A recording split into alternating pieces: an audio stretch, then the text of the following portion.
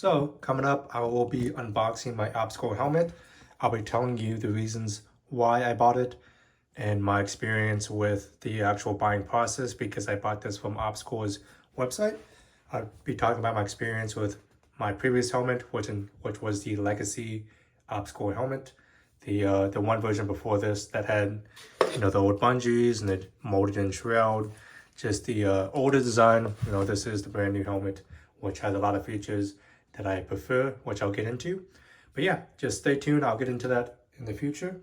And I also want to show that I do have a bunch of stuff coming. Well, not coming, actually, I already have it because I waited so long for this obstacle helmet that I ended up getting all the accoutrements and accessories I already wanted by the time this was delivered. So, got the Wilcox G24 mount. This is probably one of the best mounts you can get on the market. Dovetail mount for your night vision.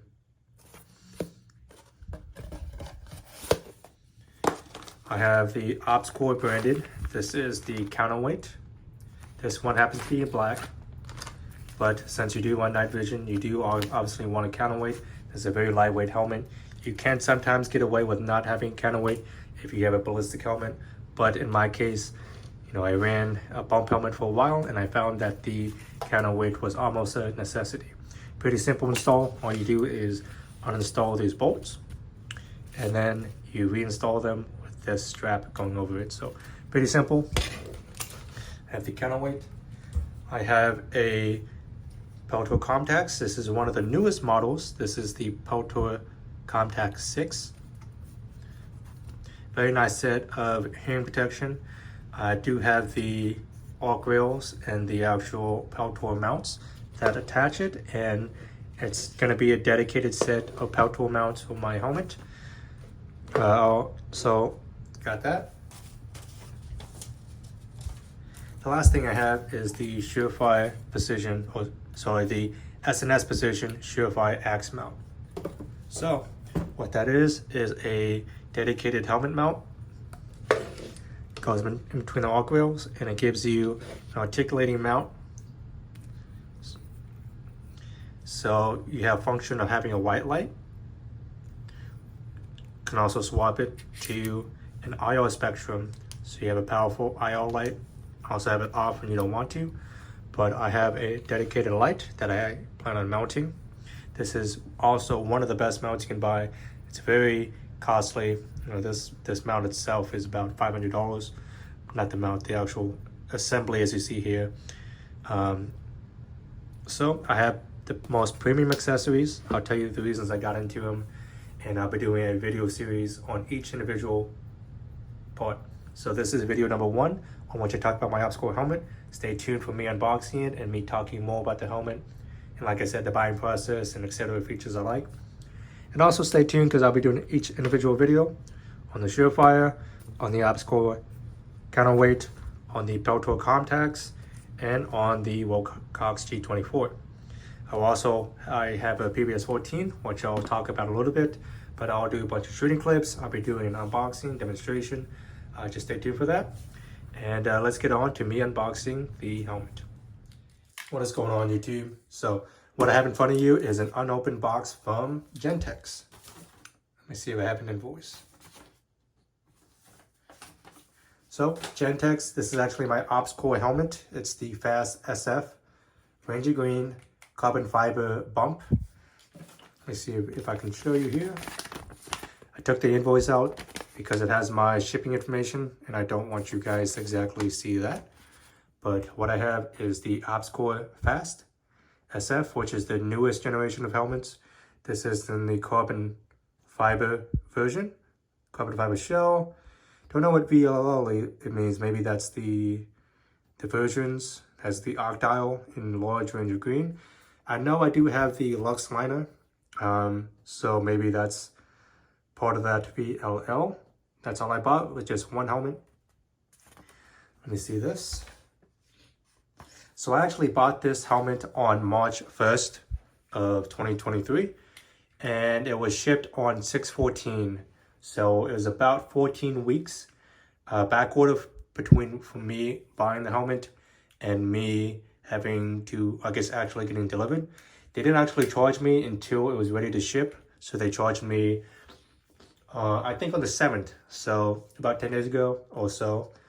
And yeah, so they charged me. It took them about a few days to process it, and then they actually shipped it. So a very long lead time, because on the website it mentions it's about a 4-week lead time for a single helmet, and that if you buy multiple helmets it may be longer. For me it was 14 weeks, so from 14 weeks is what I actually had to wait compared to the 4 weeks estimated, which actually may be a weird sign, because as of me posting the video in June, they no longer sell these helmets. When you go to the website, on OpsCore's website, it says call for purchase. You know, before it usually is like add to cart and check out, blah, blah, blah. Now it's actually call for purchase, which is usually not a good sign. It may mean that they're slowing down orders or not having, you know, product available, but it's actually for all the helmets. It's the black, it's for the tan, it's for the Ranger Green. So that's a weird sign. Maybe they had some sort of backlog and now they decided to hold the orders. Kind of weird. I'm happy I got mine. This has been a long time in the making. I can tell you that I previously had a OpsCore helmet. But yeah, let me unbox it. You know, it's still sealed. I'll unbox it and I'll tell you more about reasons I bought this.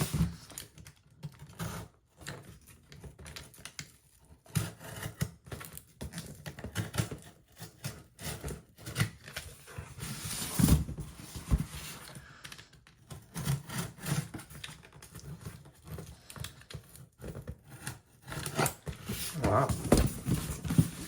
Bear with me as I try to do this.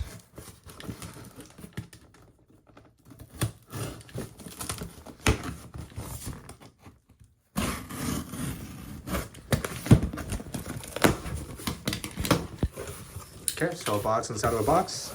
It's a very large, generous size OpsCore helmet box. Get this open and I will bring this back here so you guys don't have to see that anymore. OpsCore Fast SF. This is the carbon composite. Large. Gentex part number.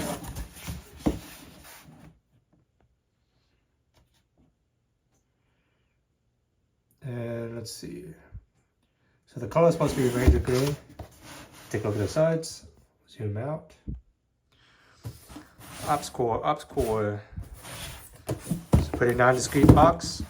Take a look. And I'll get into the reason I bought this helmet and why I bought this. I told you already my buying process is kind of a pain. And I bought this direct from OpsCore's website. So here it is, sealed in a wrap. We have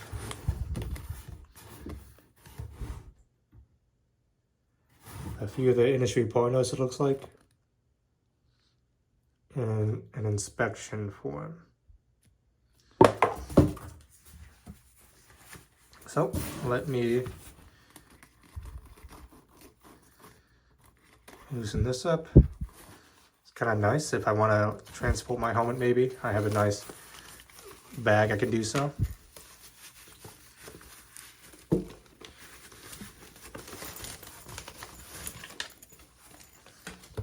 So we got it's kind of a rubberized liner. And here it looks like we have the manual. Let me zoom out a little bit. Okay. So we have a manual. Let's take a look.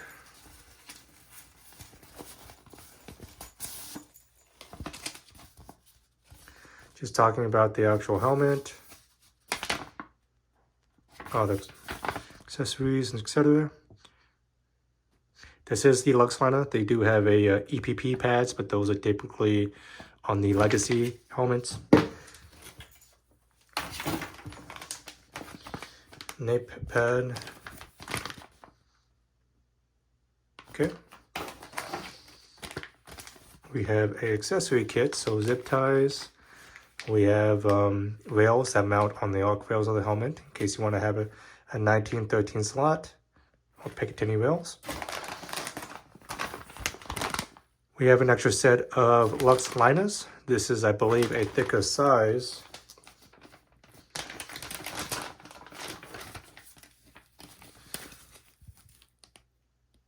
Manufacture date is 10/22. These are actually 2. So these actually look like the smaller size. I believe they come in half. Doesn't exactly mention. So I believe they come in 1/2 inch and 3/4, just to customize the size to fit your head better. And here's the actual helmet. I bought mine in Ranger Green.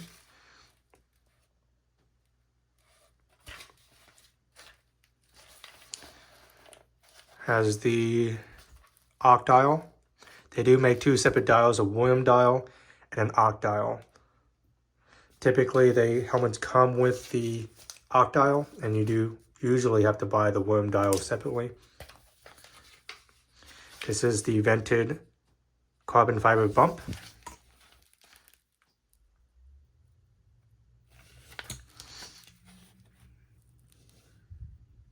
Usually the older legacy helmets, you can see a carbon fiber material.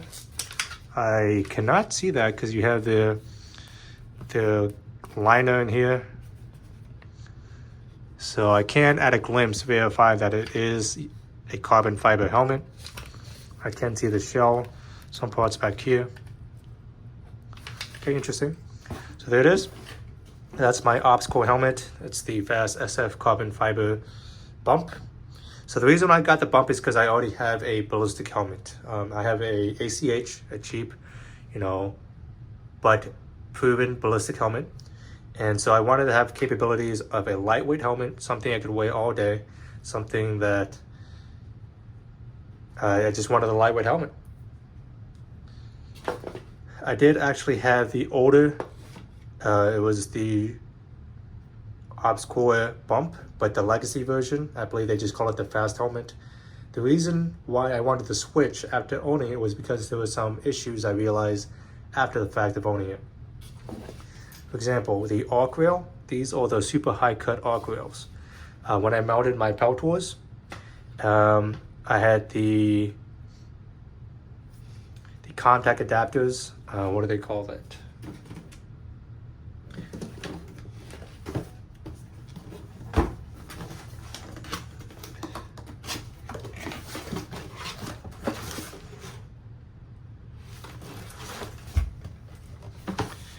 But I had my contacts mounted on the side, and the issue was it was not giving me a proper seal. Everyone's head shape is different, and for my head shape, I found that when I mounted Peltors, it was not fully over my ears because the helmet was sitting a little bit too low. So it was bumping against the arc rails, and so it wasn't fully sealing against my ears. And so with this, it's the super high cut. It's a 16% increase height. So it's supposed to give you more clearance if you're mounting it, helmet mounted hearing protection, which I am. And that should give me a benefit, definitely, compared to the legacy helmets, because I was already recognizing that for my head shape, I was having issues. So this should work out pretty well. One other thing is I really like the way that Ops Core does the shrouds. So before you have the bungees that go through the sides and go through the arc rails right here. And you can see here how it's a very nice retained NVG bungee shroud. So you have your mount, and then when you want to clip it in, you just take it off, you clip it in, and there you are. Just throw it away. It's definitely very stiff. But there's that. I really like the way that it's on the bungee. It's very out of the way. I didn't like having that bungee flop around when you wasn't using it to be everywhere. I think this is a much better design in terms of having a bungee for your night vision mount. It's very minimal and it's very out of the way, but when you need it, it's right there. It's not also cluttering up everything, so that's a good design.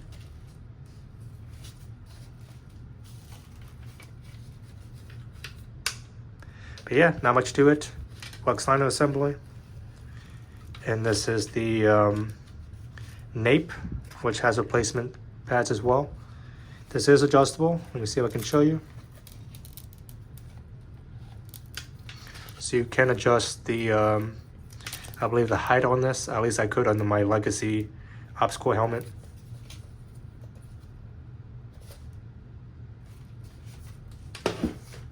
So there's unboxing. Thanks for watching.